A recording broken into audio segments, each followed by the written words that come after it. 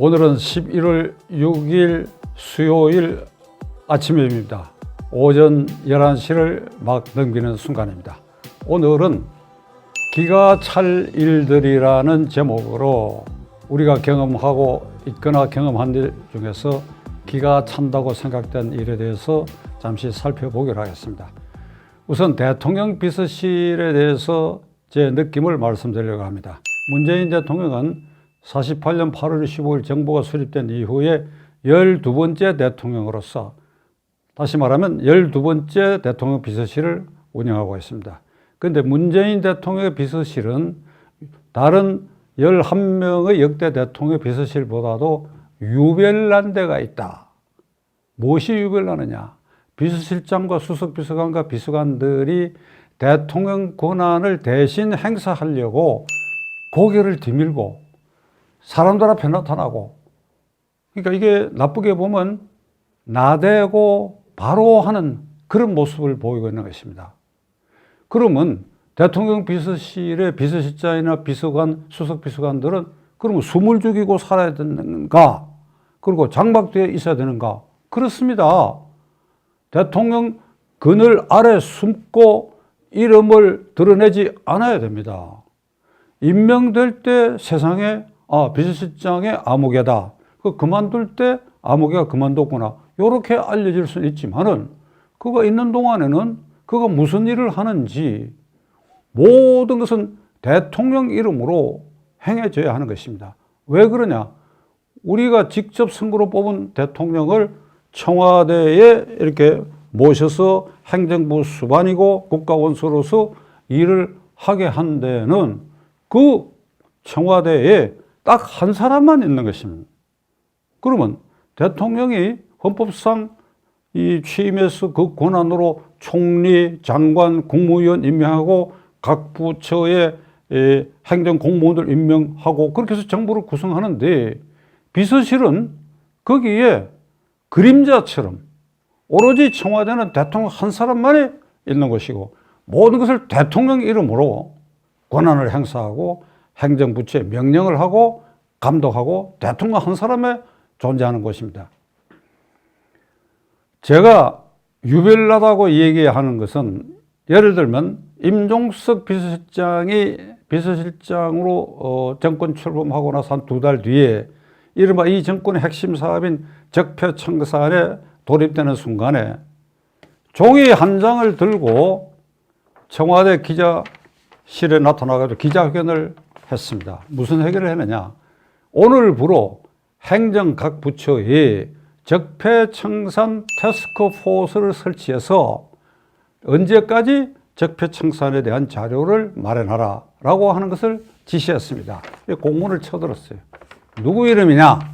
대통령 비서실장 임종석 이름으로 내려보낸 겁니다. 제가 그 장면을 보고 이 사람이 헌법도 정부조직법도 그리고 대통령 비서실 또 실장으로서의 임무가 어떤 것이 전혀 모르는구나. 저렇게 나대는구나. 기가 찰 일이다. 즉 야심이 있는구나. 야심이.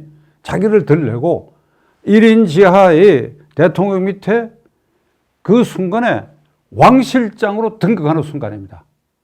그렇게 해서 총리와 장관들도 자기 명령에 복속하도록 만드는 이런 일을 임종석 실장이 시작했습니다. 다음으로 민정수석, 조국 민정수석은 어떤 행태를 보였느냐? 대통령 이름으로 국회에 제출할 헌법 개정안을 마련해가지고, 그리고 이것을 기자회견장에 나타나가지고 양날개에 아마 그 휘하의 비서관들 같은데 쭉 세워놔놓고 이거 마치 대통령 흉내 내듯이 발표를 하는데, 헌법 130개 조문을 3파트로 나눠가지고 뭐 이틀씩 간격을 두고 여론을 수렴해서 국회에 넘기겠다. 그래가지고 고개를 쳐들고 그걸 3차례 그렇게 발표하는 걸 봤습니다. 어느 도단이지요? 대통령 비서가, 민정수석 비서관이 대통령 명의로 국회에 제안할 헌법 개정안을 민정수석 비서관이 그렇게 쪼개서 여론 수렴을 하고 대통령을 대리해서 발표를 하고 기가 찰 일이지, 기가 찰 일이야. 대통령이 제안하는 헌법 개정안은 국무회의 의결을 거쳐서 그렇게 해서 국회에 제안하는 과정에서 국무총리 또는 행정각부 장관 중에 법무참모는 법무부 장관입니다. 그러니까 이 경우는 법무부 장관이 국민에게 설명하고 의견 수렴을 한다든지 이래야 되지요. 청와대 민정수석이 거기 왜 나타납니까? 그 순간에 조국 수석도 왕수석으로 등극했고 해당 부처 장관뿐 아니라 행정 모든 공무원에 대해서 아주 위세등등한 자리에 등극하게 된 것입니다. 그때 저는 이 조국도 대단한 야심이 있구나. 대단한 야심이 있구나. 아마도 대통령직에 야심이 있구나 하는 것을 제가 느꼈습니다. 그 이후에 청와대는 보면 이 수석비서관들이 대체로 그러한 행태를 보여왔습니다. 그런데 이 물결이 그대로 유지되어 오다가 지난 금요일 날 국회에서 대통령 비서실에 대한 국정감사가 있었습니다. 노영민 실장, 정의용 안보실장, 이호성 경제수석이 그 자리에서 버벅거리면서 엉뚱한 말을 하고 불석실한 답변을 하고 정의용 실장은 종북적 자세를 취하면서 북한의 미사일 실험은 할 수 있는 일이다. 유엔 제재 결의가 있는 걸 잘 알 사람이 그런 말을 하고 무책임한 말을 하고 그 책임이 반드시 추궁돼야 할 그러한 행태들을 보였는데 그럼 쉽게 물러나겠어요? 또 대통령이 쉽게 정의용 실장을 이호성 경제수석을 그리고 그것을 잘 관리하지 못한 노영민 실장한테 책임을 묻겠습니까? 그런데 그날 강기정 정무수석이 보인 행태 야당 의원과 정의용 실장 사이에 문답이 오고 가는데 뒷줄에 앉아있던 강기정 정무수석이 갑자기 일어나고 삿대질로 이를테면 그런 것입니다. 이렇게 말한 것입니다. 그따위 질문을 하는 법이 어디 있느냐? 너 정신 차려라. 그 말의 함의는 너 가만두지 않겠다. 이게 포함되어 있는 겁니다. 이게 우리끼리만 이게 보는 데서 일어난 일이면 그냥 우리가 참을 수도 있지만 이게 전 세계에 전 세계로 하면 좀 어폐가 있습니다만 당장은 김정은이가 트럼프가 아베가 시진핑이 이걸 보고 있었을 것이라고 추정한다면 소름이 끼치는 얘기입니다. 이거야말로 조폭적 행태지요. 기가 찰 일이야. 기가 찰 일. 그게 금요일 날 일어났던 일이에요. 그러니까 여론이 들끓고 그래서 저는 토요일 일요일을 넘기면서 월요일 아침에는 강기정 수석만 사표를 내지 않겠냐.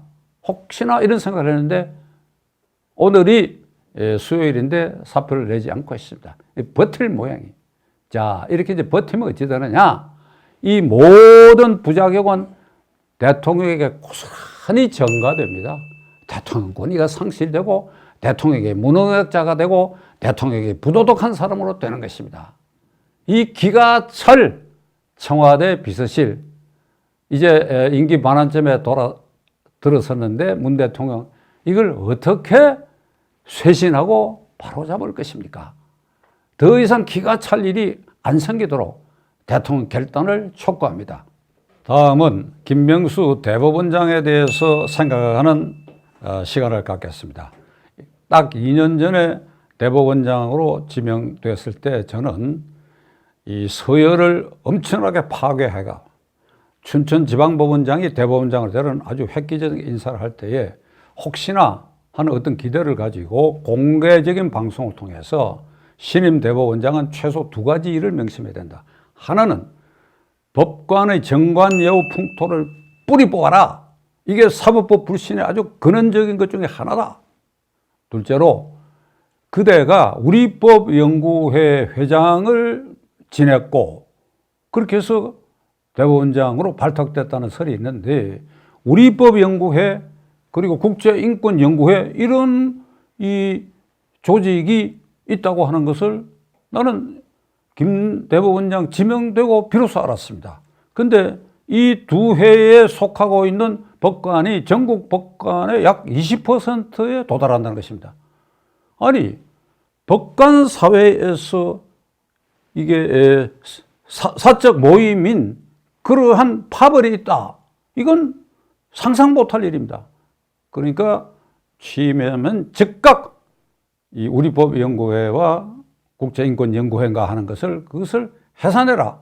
제가 이 두 가지를 얘기를 했는데 지난 2년 동안에 이 두 가지 문제에 대해서 김명수 대법원장이 어떤 획기적 조치를 했다 하는 게 전혀 없고 오히려 자기가 회장을 지냈던 우리법연구회와 국제인권연구회 소속 판사들을 주요한 보직의 군대, 대법관 또는 법원장, 고등법원장으로 이렇게 기용하는 행태로 나타났습니다. 제가 아주 언짢게 생각하는 것은 김경수 경남지사 사건을 맡고 있는 그 재판부에 주심 판사가 최근에 교체가 됐는데 우리법연구회 소속의 판사가 그 주심 판사 자리에 앉았습니다.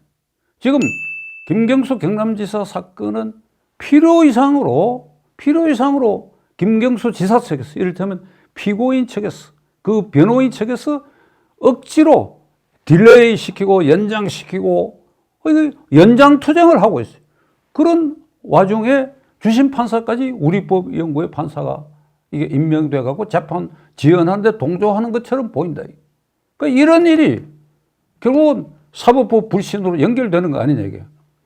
지난주일에 OECD 우리나라는 34번째 가입했고 현재 37개국이 OECD 회원국이 되어 있는데 거기서 발표하기를 사법제도 운영에 있어서 그 해당 국민들로부터 가장 불신을 받고 있는 나라가 코리아다. 이게 코리아, 한국. 부끄러운 일이지요. 대법원이 발칵 뒤집혀졌어. 37등을 했으니까.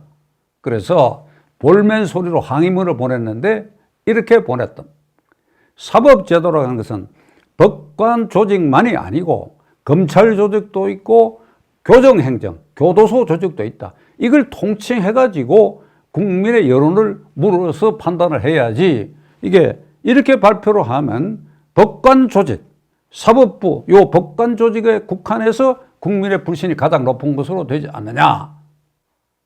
그래, 그렇게 볼 수도 있어요. 검찰도 불신받고 있고 교정행정에도 문제가 있는 게 사실이지만 그래, 김명수 대법원장은 가슴에 손을 얹고 생각해 보세요. 그대가 대법원장 되기 이전에 법원의 여러 행태, 그리고 된 이후에 2년 동안에 그 나쁜 행태에 대해서 제가 지적한 두 가지 일에 대해서도 이걸 극복하기 위해서 어떤 노력을 했습니까? 오히려 부채질하는 측면이 있지 않느냐 이거야. 우리법연구회나 국제인권연구회에 속하지 않는 판사에 대해서 불이익을 주고 그중에 재판에 회부된 사람도 있지 않느냐 이 말이야. 김경수 사건의 1심을 맡은 재판장 성부장을 검찰이 기소하도록 방치한 게 그대 아니냐 이 말이야. 그러니까 그런 불신이 있을 수 있지요. 반성할 생각을 해야 됩니다. 만일 제가 이 방송을 통해서 이렇게 얘기했는데도 이 법원 내에 두 개의 파벌을, 사조직을 해체하지 않는다고 한다면 아마 국민 여론이 들끓기 시작할 것입니다. 이걸 방치한다면 그대는 조선조 중기 이후에 당파 싸움이 극렬했던 노론과 남인의 대결, 그래야 노론이 조선조 후반기 200년을 끌어가면서 나라를 망쳐버렸는데 그래, 그대가 법원 안에 노론 세력과 유사한 것을 심고 이걸 강화하려고 하는 것이냐? 기가 찰 일이 되게. 김명수 대법원장과 관련하여 또 한 가지 불거진 일은 그가 임명돼서 한남동에 있는 대법원장 공관에 입주할 때에 어느 정도 리모델링을 했고 마당에 어린아이들을 위한 간이 놀이시설까지 대법원 예산으로 했다. 알고 보니 본인과 부인이 입주할 때에 장남과 장남 가족을 동시에 입주를 해서 장남 가족이 거기서 1년 이상 생활을 했다 하는 게 그때 드러난 일이 있습니다. 참 기가 찰 일이지요. 대법원장 공관이라고 하는 것은 일종의 공무소입니다. 공무소. 이게 서초동에 있는 대법원장실 그것만 공무소가 아니라 예산을 들여서 공관을 유지하는 것은 외국의 고위 법관이 왔다든지 하면 리셉션이나 만찬장으로 그런 공관 회의실이 크게 되어 있어요. 그리고 고위 법관이나 일선 판사들하고 간담회를 한다든지 하는 그런 용도로 공간이 쓰여지기 때문에 가족이라고 한다면 최소한으로 부인하고만 들어가는, 물론 미성년 가족이 있을 경우는 불가피하게 같이 들어가야죠. 부모하고 같이 살아야 되니까. 그렇지 않고 성년이 되고 아들이 법관이라는 겁니다. 그리고 무슨 며느리도 법관으로 변호사라고 알려져 있는데 이런 다 직업이 있는 30대 아들과 며느리 그 손자들까지 같이 들어가서 생활을 했다. 이건 비유컨대 시골에서 가난하게 살던 사람이 누군가가 서울에 집을 마련해 가지고 여기서 살아라 하니까 들어가 보고 공간이 넓으니까 시골에 있는 가족들 전부 불러들이고 그리고 거기에 먹고 마시고 하는 건 다 공짜니까 흥청망청 마시는 꼴 하고 무슨 차이가 있습니까? 무슨 차이가 있어요? 기가 찰 일이죠, 이게. 근데 그때 이런 변명을 했어요. 무슨 아들이 강남 반포 지역에 아파트를 당첨됐는데 입주할 때까지 그게 무슨 잔금을 마련하기 위해서 그렇게 했다. 그게 대법원장 입에서 나올 소리입니까? 그런데 이번에는 말이죠. 리모델링을 대규모로 하면서 대법원에 배정된 예산 갖고 모자라니까 딴 용도로 쓰여질 예산, 그 예산은 일선 법관들이 이 판례를 연구하는 데 들어갈 비용, 아마 이런 항목들의 예산을 4억여 원을 전용을 해가지고 리모델링을 했는데 벽면에 이태리산 고급 석재를 들여다가 리모델링을 했다는 것입니다. 이 감사원의 지적을 받았어. 김명수 대법원장. 우리는 아직도 대법원장은 한 나라의, 우리나라의 경우에는 최고 사정기관의 장입니다. 우리 국민 모두는 대법원장이 근검, 절약, 청빈, 강단 있는 이런 모습을 보여주기를 바라는 것입니다.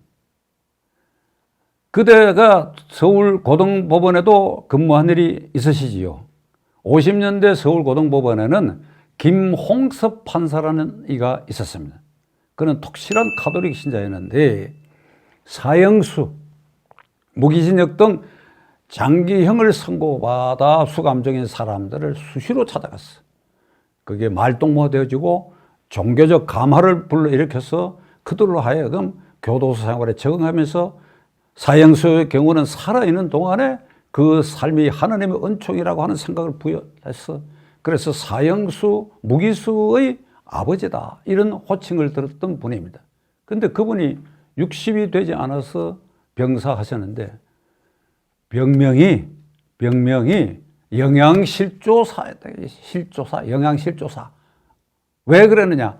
그 당시만 해도 법관 봉급이 아주 빈약했어요. 이를테면 우리 지금 기준으로 생계비에도 미치지 못했어.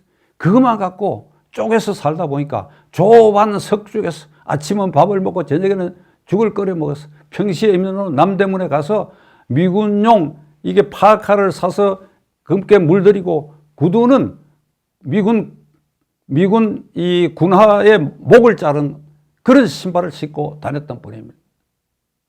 이런 법관도 있었어요. 그대의 대선배들 가운데는 이걸 비교해보면 그대가 지금 보이고 있는 일이 이거 기가 찰 일이고 창피한 일 아니냐 이 말이야. 이렇게 하세요. 제가 임기 초에 건의한 대로 사조직 파벌화되고 있는 우리법연구회와 국제인권연구회는 즉각 해체하시오. 그리고 1년여 동안 아들 가족이 그 공간에서 생활할 때 들어간 일체 비용 개인적으로 물어내세요. 그리고 이번에 이 석재 리모델링으로 예산 전용한 파동에 대해서는 국민 앞에 고개 숙여 사죄하시기를 바랍니다.